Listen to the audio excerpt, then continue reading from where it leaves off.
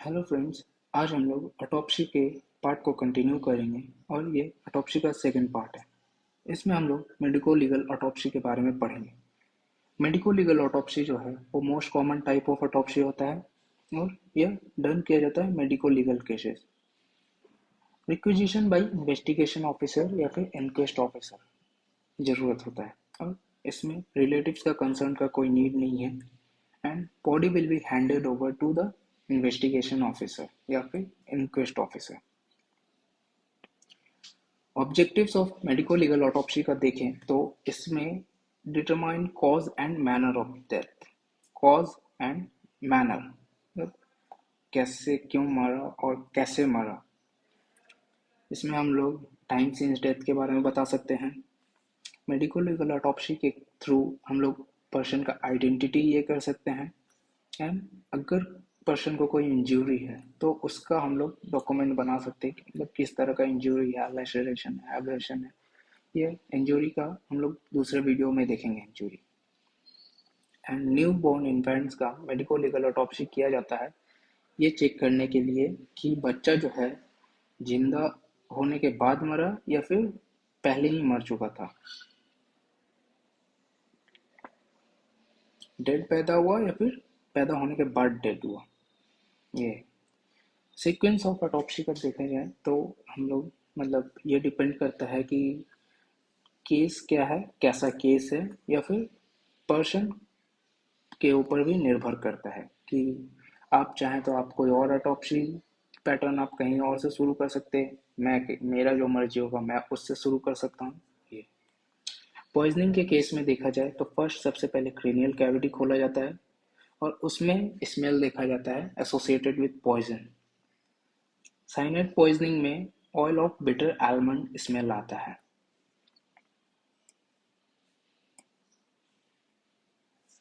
Newborn में सबसे पहले एब्डोमिनल कैविटी खोला जाता है और एब्डोमिनल कैविटी खोला जाता है टू नो वेदर बॉडी रेस्पायर्ड और not. When body starts respiring expanded lungs pushes the diaphragm down. जब बॉडी जब रेस्पायर करता है तो लंग्स जो रहता है डायफ्राम को नीचे ढकेलता है।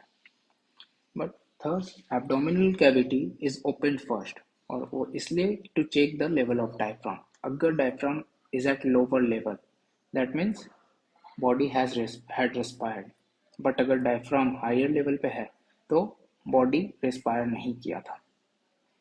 एयर एम्बोलिज्म के केस में हम लोग ओपन द पेरिकार्डियम, पेरिकार्डियम खोलेंगे सबसे पहले and fill the cavity with water. Water से कैविटी को भर देंगे। Then puncture the ventricle. A case of air embolism shows air bubbles coming out। बाहर निकलेगा, जैसे ही हम लोग वेंट्रिकल्स को पंचर करेंगे वैसे ही उससे बबल निकलना शुरू हो जाएगा अगर एयर एम्बोलिज्म उसके अंदर एयर होगा तो। पायरोगेलोल टेस्ट क्या है कि ventricles is respired with syringe aspired, sorry वो रेस्पायर्ड मैंने गलती से बोल दिया, aspired with a syringe containing pyrogallol solution. Ventricles में सिरिंज डाला जाता है जो कि कंटेन करता है पायरोगेलोल सॉल्यूशन। अगर एयर एम्बोलिज्म प्रेजेंट होगा तो वह सिरिंज के अंदर आ जाएगा और the colour of the solution changes to brown. Brown में कलर चेंज हो जाएगा। यही है पायरोगेलोल टेस्ट। एस्फाइक्शियल डेथ में क्या होता है कि सबसे पहले एस्फाइक्शियल डेथ जो है वो मतलब कितने तरह के हो सकते हैं वो हम लोग एक वीडियो में देखेंगे अलग से। बट यहाँ पे ऐसे ही एग्जांपल के लिए हैंगिंग के थ्रू एस्फाइक्शियल डेथ हो सकता है, स्ट्रैंगुलेशन के थ्रू हो सकता है, मगिंग, गैरोटिंग या फिर बैंसडोला के थ्रू। मोस्ट इम्पॉर्टेंट जो है वो है थ्रोटलिंग, गला दबा के। Small contusion are seen over the soft tissues of neck. जो सॉफ्ट टिश्यूज ऑफ नेक है, नेक का सॉफ्ट टिश्यूज है, वहाँ पे स्मॉल कंट्यूशंस देखने को मिलते हैं। और इसका हम लोग ऑटोप्सी करने के लिए अगर ये हम लोग को देखना है स्मॉल कंट्यूशन तो हम लोग को ब्लड लेस डिसेक्शन करना पड़ेगा। और ब्लड लेस डिसेक्शन हम लोग कैसे करेंगे? सबसे पहले हम लोग क्रेनियल कैविटी खोलेंगे, ठीक, फिर उसके बाद थोरैक्स एंड एब्डोमिनल कैविटी खोलेंगे, फिर लास्ट में जाके हम लोग नेक खोलेंगे। तो इससे क्या होगा, सबसे पहले क्रेनियल कैविटी खोलें तो ऊपर से ब्लड निकल आएगा, फिर थोरैक्स एंड एब्डोमिनल कैविटी खोलेंगे तो ब्लड जो रहेगा वो नीचे से निकल आएगा, ये अगर मान लीजिए बॉडी है किसी भी पर्सन का, ये वाला एब्डोमिनल पार्ट, ये वाला ये है, तो पहले ऊपर का खोलें फिर नीचे का खोलें, सारा ब्लड वापस आ निकल गया, अब बॉडी में ब्लड नहीं बचा, फिर लास्टली हम लोग नेक का खोलेंगे, तब होगा ब्लडलेस डिसेक्शन। न्यूमोथोरैक्स के केस में presence of air in pleural cavity, और सबसे पहले चेस्ट कैविटी खोलेंगे। चेस्ट कैविटी खोलने के बाद open skin and flap and fill it with water. Skin का फ्लैप मतलब ऊपर का स्किन खोलेंगे और उसमें वाटर में डाल देंगे, फिल कर देंगे उसको वाटर से। फिर प्लूरा को हम लोग पंचर करेंगे किसी के भी through, and any air in the pleural cavity escapes as an air bubble, air bubble के थ्रू बाहर निकलेगा, और इससे हम लोग कंफर्म कर सकते हैं कि this is a case of pneumothorax.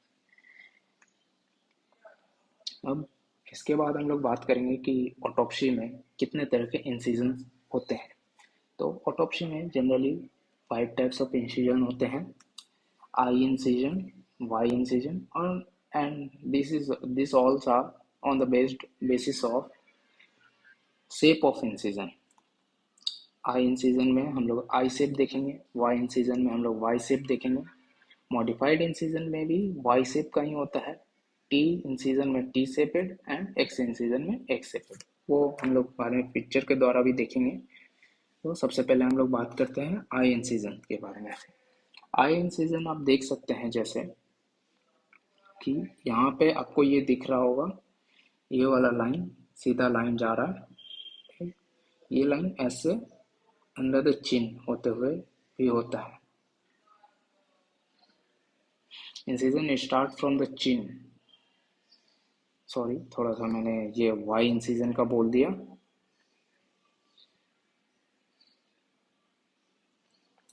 Incision जो इसका जो रहता है वो स्टार्ट करता है फ्रॉम द चिन, चिन से शुरू होता है, in the mid line up to the pubic symphysis.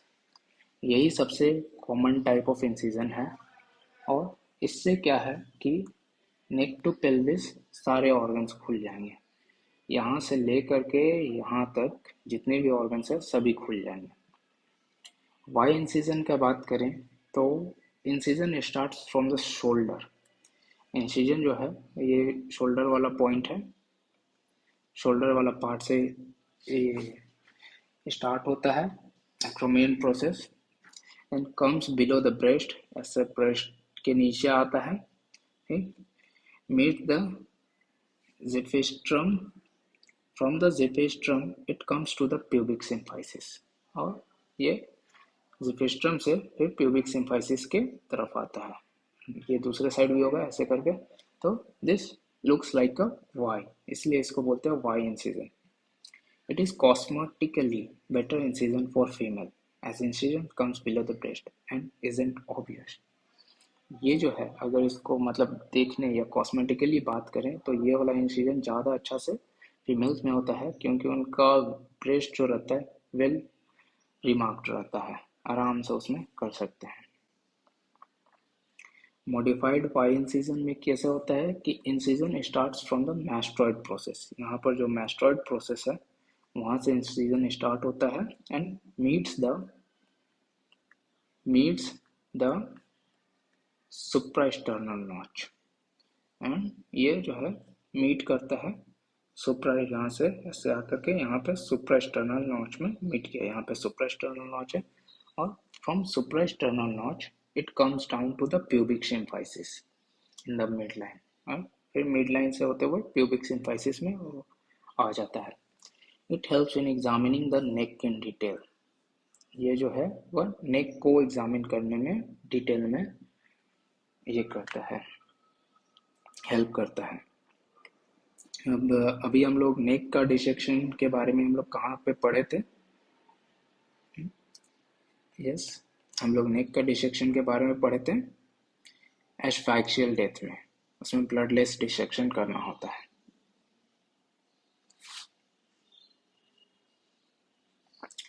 T incision का बात करें तो इसमें one transverse incision from one shoulder to the another किया जाता है, and one vertical incision till pubic symphysis in mid line, mid line में एक वर्टिकल इंसिजन और एक one transverse incision from one shoulder to another, ये है T incision. And X incision जो है, एक्स इंसिजन वो posterior aspect of the body पे किया जाता है, मतलब back of the body. Incision is made from shoulders to opposite-sided iliac crest, both sides, giving the shape of X। और ये यूज किया जाता है टू फाइंड डीपर ब्रूजेस या फिर इंजुरीज। इसलिए ये जो है प्रिफर किया जाता है कस्टोडियल डेथ्स में, क्योंकि कस्टडी में जब कोई लेता है तो क्या करता है कि मतलब उसको मारता है। जनरली अगर पुलिस कस्टडी में ही शॉर्ट बात करें तो उसमें अगर मान लो कोई पुलिस मारा किसी को, तो वो लोग जनरली पीठ में मारता है, तो पीठ में चेक करने के लिए, ब्रूजेस चेक करने के लिए फिर डीप इंसिजन, ये वाला एक्स इंसिजन किया जाता है।